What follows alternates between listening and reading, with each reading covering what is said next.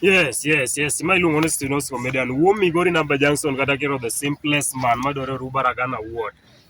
Kawuono wabiro ma serious to kendo mineno wabiro ma serious ni wan gi joma serious kendo ma iluongo ni Gen Z team. Kamineno wantie ni wan Kowino.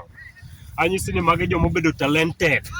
Wan e Suna West but maka joma obedo talented. Anyisi ni jatelo ma serious to kendo adwa na wuo gi jatelo. Ma dhi direct to jatelo maduong' madwaro laro. Iluongo ni ng'awa? Jatelo wanyisi ni wang' ni Gen Z paki ma serious. To gima giwacho ni wang' ni par giego. Wang' ni Rubaragana kato mari.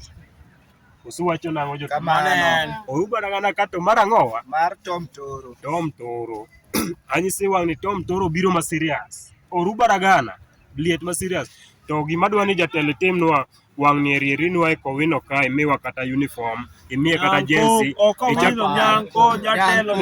Nyanko. To jatelo to be onge weche mang'eny.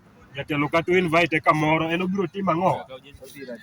Anyisi ni wang' ni kineno ma parwa kata gi Jesse wang' ni wan kura te wang' ni wamiyi kendo wang' ni ating'o kura godheru ng'ata kendo kineno ka ne wang' ni wago mana bol ma fason manosewa ji oseyai bol ma fason mane ji oseyai ma dholuo dendo ni ananga to wan gi jatelo ma serious waonge mpira jatelo mi wang'owa miwa mpira jatelo wang' ni wan waikore ni kibiro miwa gimoro ma serious we waweya kamano.